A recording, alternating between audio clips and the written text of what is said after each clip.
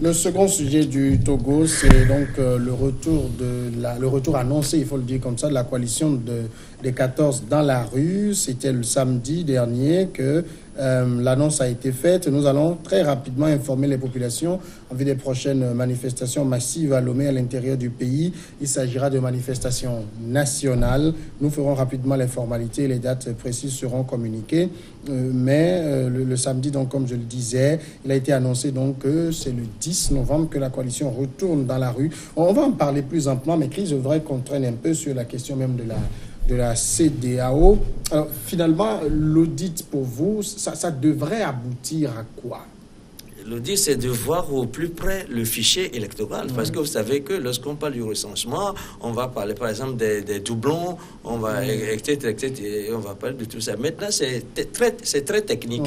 C'est très technique. C'est-à-dire, les deux techniciens que la CEDEAO a envoyés ne sont pas venus maintenant pour faire juger la faisabilité ou bien le processus, mais pour regarder au plus près le résultat.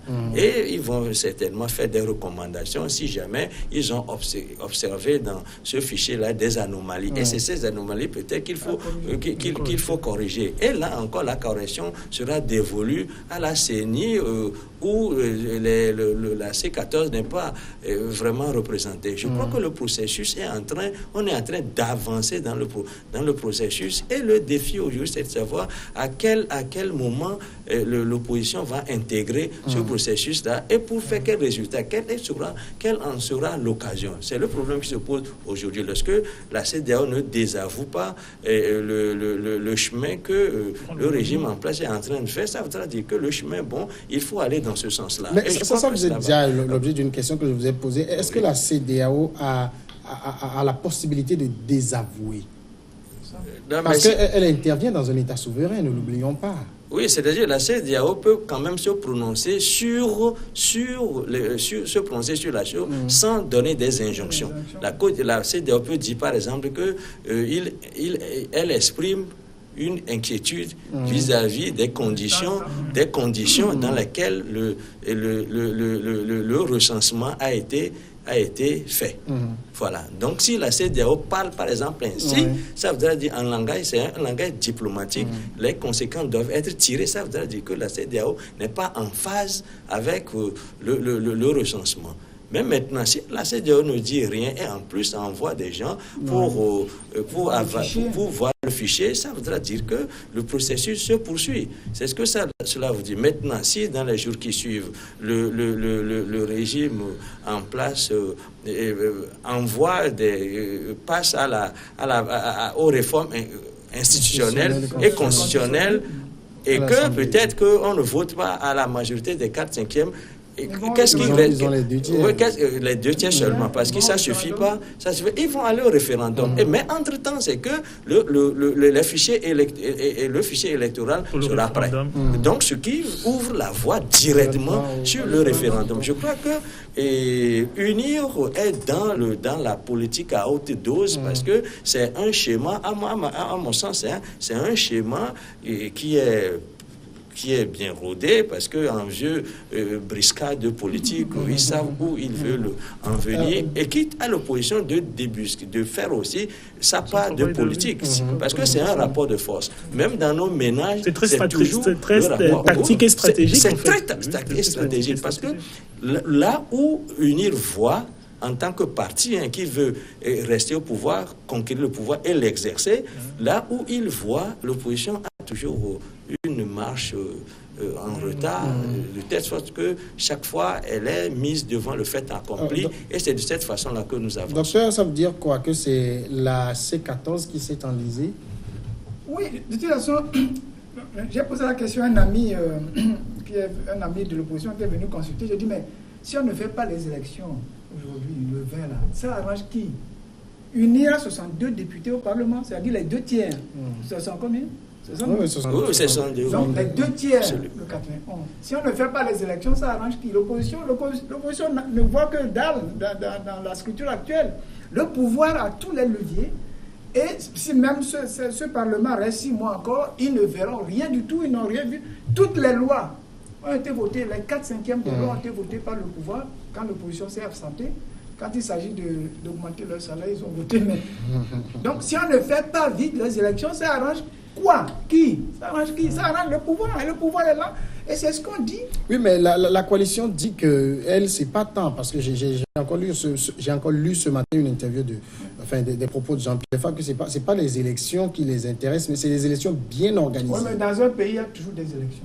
Normalement... Oui, mais bien organisées. Oui, bien organisées, mais il fallait penser avant. C'est comme si on assiste aux blagues des gens, on dit que non, la Cour constitutionnelle est affiliée au pouvoir, donc, alors que tout le monde dépose ces dossiers de candidature à cette Cour constitutionnelle. Si vous savez que la Cour constitutionnelle est affiliée au pouvoir, pourquoi vous déposez votre candidature? Ça veut dire que vous ne gagnerez jamais.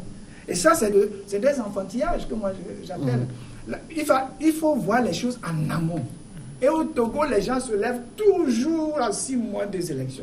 Il faut voir la composition de la CENI, la composition de la Cour constitutionnelle, 2 ans, même 4 ans avant, puisque les élections ont eu lieu en 2013. Personne ne dit rien. On attend un mois, le 19. Comment est-ce que vous allez acter? D'accord. Alors, maintenant, Horus, est-ce que pour vous, le retour dans la rue annoncé par la coalition devrait être une nouvelle pression pour amener le pouvoir à reculer? Franchement, parce que le problème avec la politique, c'est que c'est un jeu qui est très tactique et stratégique. Il y a et qui s'appuie effectivement sur quelque chose de très technique. Par exemple, dans le cas de la CENI, qui est quelque chose de très technique, mais voilà, il faut avoir les ressorts stratégiques, avoir une équipe dynamique qui pense, qui prévoit, qui anticipe un certain nombre de choses. Et c'est pour ça, généralement, parfois, en amont, il peut y avoir des prises d'opposition radicales et tout. Après, quand certains processus sont enclenchés, c'est compliqué. Parce que, organiser, tout le monde savait de toute façon que les marches étaient, on va dire, l'arme maîtresse dont disposait l'opposition. Elle s'appuyait beaucoup sur les sociétés civiles. À un moment, je me souviens de ce gros litige là où, grosso modo, on a eu les sociétés civiles quelque part et puis on a eu l'opposition dans les négociations. Et je me souviens que déjà à l'époque, un certain nombre la société civile, un certain nombre de groupes de la société civile voulaient réamorcer les marches. C'était trop tôt, c'était trop frais. Je pense que certains avaient peut-être vu en amont ce qui pourrait se passer. Et on leur a dit non, voyez, votre opposition a signé le dialogue, a signé des accords, restez tranquille, cela vous implique. Et je dis, mais nous, on n'est pas dans l'opposition, on a le droit de marcher. On dit non, vous n'avez pas le droit de marcher parce que votre opposition est en négociation. Et pendant ce temps, ils ont tout verrouillé. Parce que c'est pas des copains, c'est pas des amis, c'est un rapport de force, c'est un rapport stratégique, c'est un siège, c'est un trône. Donc, pendant que ça dormait, ils ont verrouillé, que ça soit l'appareil sécuritaire, l'appareil médiatique, ils ont verrouillé. Et c'est comment on appelle, c'est les réalités justement de quand il y a ce genre de friction. Maintenant, là où ça devient ambigu, c'est que relancer les marches, est-ce que ces marches vont avoir l'envergure qu'elles avaient? Est-ce qu'elles vont avoir l'étendue qu'elles avaient? Et puis maintenant, encore un autre problème. Relancer les marches, est-ce que cela remet en cause la médiation de la CEDEAO? Parce que c'est ça, souvent, ça relancer les marches, ça reviendra à dire que le dialogue n'a pas marché, qu'un certain nombre d'acquis n'ont pas été obtenus. Donc, par conséquent, que le médiateur, qui est la CEDEAO, qui n'est pas une petite instance, y compris les présidents qui s'y sont impliqués, c'est-à-dire du Ghana et de la Guinée, tout le processus qu'ils ont amorcé est caduc. Donc, par conséquent, nous repartons dans la rue pour relancer une nouvelle contestation. Donc, tout ça, c'est très athlétique. Je pense que l'avenir nous dira si ces marches-là prennent. Surtout qu'il s'agit de marches organisées dans un pays. Les gens ont fait 1 an. C'est-à-dire on a tenu en haleine les gens 1 an. Seconde réalité, c'est que nous sommes en novembre. Novembre, décembre, ce sont des saisons. C'est des périodes de fête, c'est des grosses périodes de business, c'est des grosses périodes d'affaires et tout ça. Qu'est-ce que ça va donner? On a l'élection supposée du 20 décembre. Qu'est-ce que ça va donner? Justement, vous touchez là un aspect important, c'est-à-dire on a l'impression qu'au niveau de la coalition, on ne fait pas ce calcul. On est en novembre, les gens ont fait des commandes qui vont arriver pour vendre, pour pouvoir avoir un peu de sous pour les fêtes et tout. Et quand on demande à ces gens d'aller dans la rue, le samedi dernier, on a vu, ça n'a pas donné grand-chose. Absolument, parce qu'aujourd'hui, Horus se posait justement la question tout à l'heure je dirais, moi, quel est l'état de la rue de l'opposition aujourd'hui? Quel est l'état de la rue? Si on doit quantifier les choses, on se poserait cette question-là. Quel est l'état de cette rue? On a constaté que dans les mois qui sont passés, ça n'a pas été reluisant, et cette rue-là. Mais il faut que l'opposition quand même fasse une analyse socio-politique ou tout simplement socio-économique de la situation. La dernière fois, ou en termes de communication, la dernière fois que les gens ont pu, les partisans de l'opposition ont pu se manifester massivement dans la rue, c'est qu'il y avait eu un changement de discours. Rappelez-vous quand même, là, il y a un peu plus d'1 an, avec l'éruption du PNP sur la scène. Mais ça, on semble un peu l'oublier aussi, parce que la dynamique a été relancée. Absolument. Mais ce qu'il faut dire, c'est surtout qu'il faut voir aussi l'histoire de la chose. Vous avez depuis que un certain Djobo Boukari, qui est décédé, il y a une frange de la population de notre pays qui est en quête d'un nouveau leader.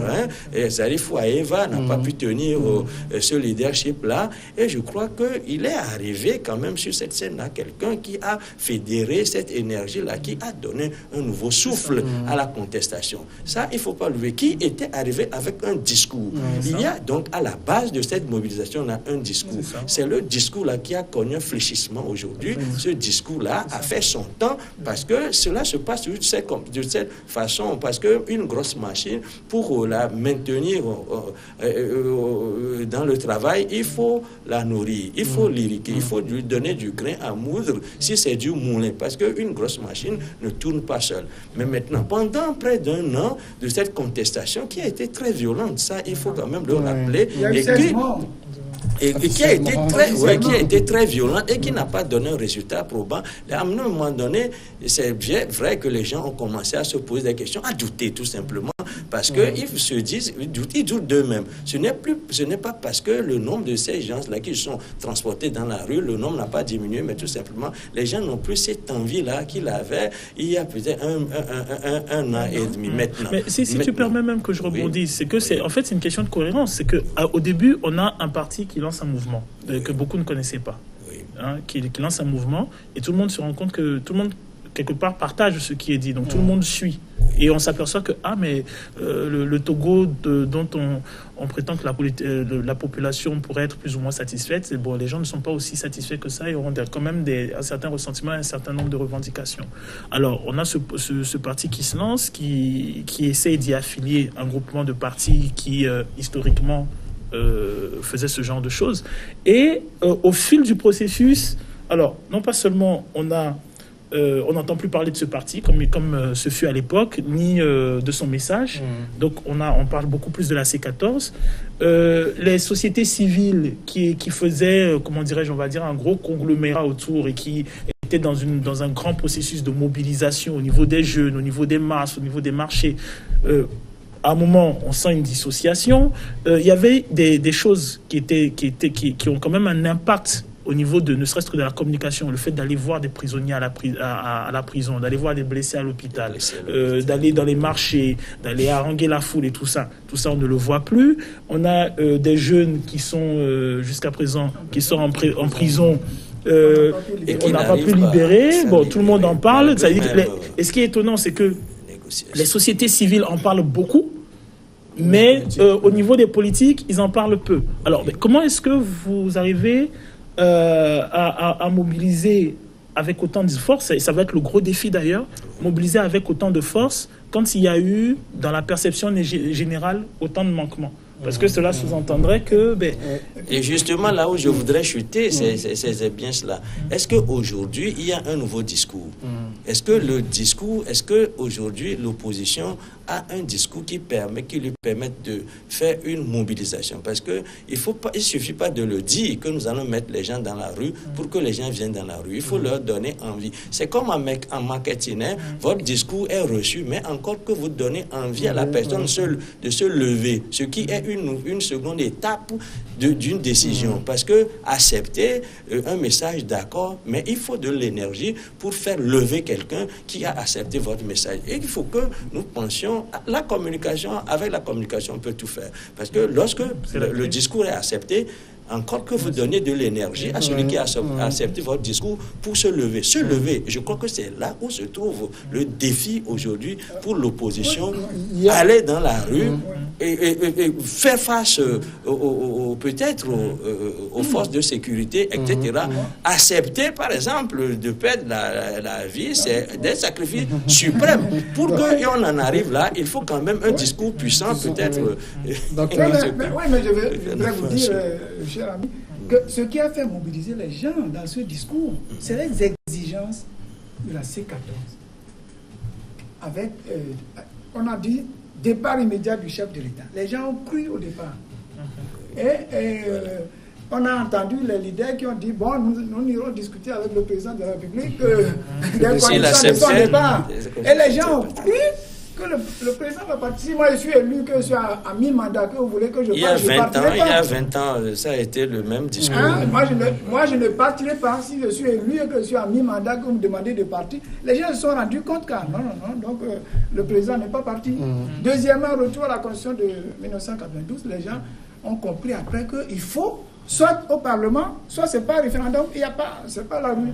Troisièmement, qu'il faut le vote de la diaspora, qui est déjà dans le code électoral. Donc au départ, ça a pris, parce que les gens ont cru que Faure Gnassingbé allait démissionner. Mais le gars, il n'a pas dit, mais il sait qu'il n'allait pas démissionner parce que le rapport de force est là. Bon, il avait dit dans Jeune Afrique que c'était une tentative de prise de pouvoir par la rue qui a échoué. Donc on sent aussi un président un peu revigoré par la stratégie de mesure à payer. Non, mais ce qui est vrai, c'est que, c'est un peu ça. Moi, généralement, je dis, dans la mastication, mettons que on va pas opposer la canine à la molaire. Il y avait dans le processus des gens qui étaient très radicaux et des gens qui étaient beaucoup plus coulants. Maintenant, que les gens soient sortis et aient tenté, parce que c'est un peu ce qui était intéressant dans le processus, c'est qu'ils sont sortis au début, la première revendication, c'était les réformes. Et effectivement, beaucoup de gens ont pensé que le gouvernement allait bloquer, c'est-à-dire allait être réfractaire à laisser cela se passer. Et au grand étonnement, on a vu à l'époque, je pense que c'est le ministre Glassou qui dit oui, mais d'accord, il n'y a pas de problème, cela va se faire. Et du coup, les revendications maîtresses, voilà. Donc à un moment, on relance en disant oui, bon, il faut que le chef de l'État parte. Alors, comme il faut le dire, effectivement, c'est une prise de pouvoir par la rue. Cela aurait pu marcher. Bon, cela ne s'est pas fait. Maintenant, ceci étant dit, là où j'ai trouvé la chose un peu naïve, c'est de penser qu'on puisse, par le biais d'un certain processus légal, via la CEDEAO, via un nombre de diplomates qui sont au parfum de la chose politique, au parfum de choses beaucoup plus obscures, d'ailleurs, qui ne sont pas qui ne nous sont pas accessibles, penser que par cela, on puisse faire partir un chef d'État. C'est un peu là où moi j'ai trouvé ça un peu naïf. C'est-à-dire, Chris, peut-être quoi, l'évolution du discours qui a aussi découragé les gens. C'est-à-dire, on est parti d'une revendication maximaliste de départ. Et aujourd'hui, on se tiraille autour de broutilles comme la CENI. Les gens ne se sont pas retrouvés un peu dans Non, oui, c'est vrai, en partie ce que vous dites, mais il faut quand même faire savoir aussi qu'il y a le fait qu'on n'avait pas eu le résultat immédiatement. Les gens ne s'étaient pas engagés pour le long terme, parce que on l'a déjà dit, les gens n'étaient pas partis pour rester longtemps dans la rue, parce que pour rester aussi longtemps dans la rue jusqu'à la chute d'un régime, il faut peut-être, comme cela s'est déjà vu ailleurs, les gens ont occupé la rue tous les jours. Est-ce que le Togo, ça a été fait? Est-ce que le Togo, ça a été fait de cette façon? L'opposition ne s'est pas organisée pour que la contestation dans la rue soit de cette forme. D'abord, parce qu'elle n'en avait pas peut-être Elle n'en avait pas les moyens, soit elle n'en avait pas la stratégie, et elle n'en avait pas tout simplement le savoir-faire. Ou bien, elle n'avait pas avec elle la détermination de ceux qui l'appellent ses partisans. Et je crois que ces gens-là, à un moment donné, l'énergie s'est étiolée. On a quand même vu des centaines de milliers de personnes dans la rue, mais c'est un peu comme si cette opposition elle-même n'a pas tiré les leçons du passé, parce que ce n'est pas les premières fois qu'on soulève ces revendications. Ils n'ont jamais rien donné. C'est même pas ça dit... Pardon, j'ai posé la question à un ami qui est de l'opposition la fois passée. J'ai dit, mais la structure politico-militaro-sécuritaire du Togo est un peu unique. J'ai demandé, combien d'officiers supérieurs de l'armée vous avez dans ta région? Il dit, aucun. Il dit, moi je suis à Kosso, je ne connais qu'un seul officier. Vous croyez que l'armée va prendre le pouvoir chez un des leurs pour me remettre un à Kosso? Vous rêvez. On est clairement dans un pouvoir militaire.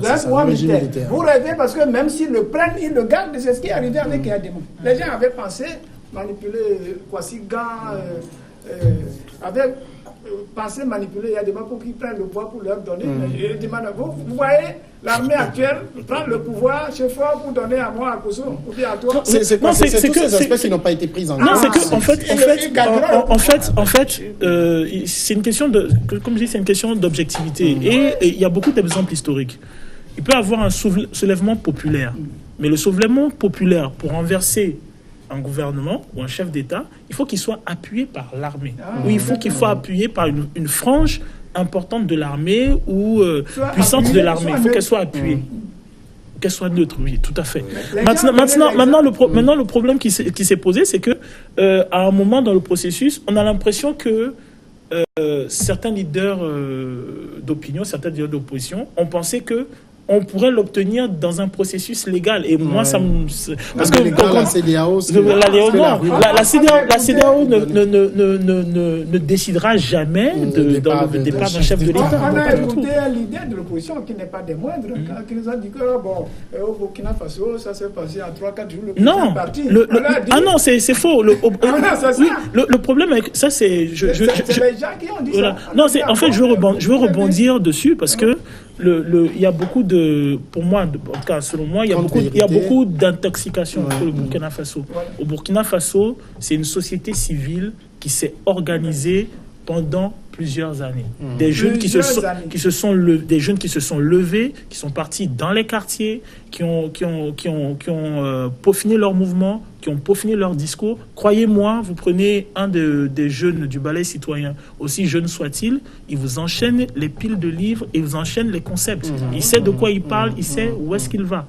Donc ça a été quelque chose de peaufiné, travaillé. Vous avez eu des artistes, mais vous avez des avocats, vous avez des juristes, vous avez beaucoup de gens dedans. Donc à un moment, quand il y a ce soulèvement populaire contre la modification de la Constitution, après il y a cet effet de masse. Et effectivement, il y a au sein de l'armée des gens qui rejoignent ce mouvement-là. Absolument. Voilà. Maintenant, il y a quelque chose qui je trouve qui est intéressant dans ce que le professeur dit, c'est le côté historique, le côté passif.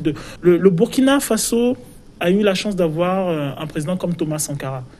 Même si c'est 4 ans de pouvoir, il reste des séquelles dans la transmission.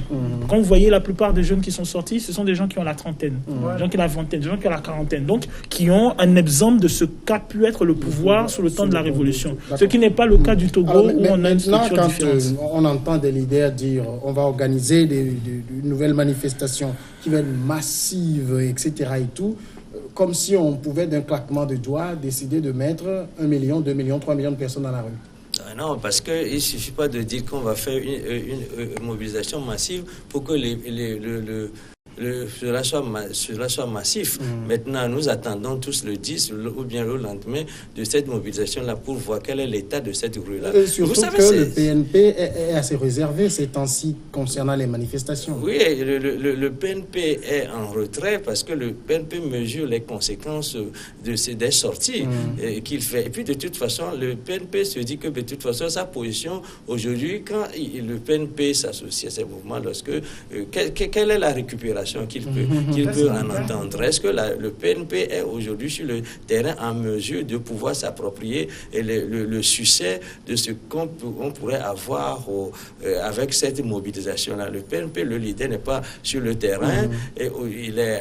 Mais c'est un peu tout ça dans le processus qui me gêne. C'est-à-dire, c'est ce que je répète, on a le PNP qui lance un mouvement, on a un ralliement d'autres partis. Et puis après, dans l'évolution du processus, on ne retrouve plus le PNP ni son leader. Et étonnamment, de la même manière qu'on a ces jeunes qui sont actuellement en prison, on n'a pas au niveau du sein de la C14 une réclamation du retour du leader du PNP et de la libération de ceux qui sont en prison. Alors même que dans le processus de départ, vous étiez les 14 plus ce 15-là. Oui. Donc il y a quelque chose qui détonne un peu. Maintenant, c'est compliqué après, pour relancer le processus, de réappeler ce parti et de lui dire « soutenez-nous pour les marches » quand on sait que c'est lui qui a la capacité mobilisatrice. Alors, ça montre que finalement, parce qu'on l'avait dit que la mobilisation, c'était parce qu'il y avait un nouveau discours. Ce discours n'existant plus, on est retombé dans les mêmes routines. Et puis surtout, il y a eu un nouveau visage. C'est dans la routine parce que, et c'est là où on a dit aux gens, même l'exemple burkinabé, on leur a dit que non, les Français et le pouvoir a roulé tout le monde dans la farine parce que Roch Marc Kaboré a été Premier ministre, président de l'Assemblée nationale. C'est moi qui l'ai reçu ici quand il est venu aux obsèques de son beau-père, Monsieur Vauvor. J'étais ministre de la Santé, j'ai reçu Marc, qui était Premier ministre à l'époque, avec Yadima. Oui. Et il a été pendant 18 ans, 20 ans, très proche de Kaboré, de Compaoré. Et maintenant, les gens blaguent ils savent le champagne à distance, l'un était en Abidjan, l'autre à quoi. Et finalement, c'est comme exactement, peut-être Fogne Assigbe partait du pouvoir et peut-être monsieur... qu'on peut donner, on va trouver l'exemple. Qui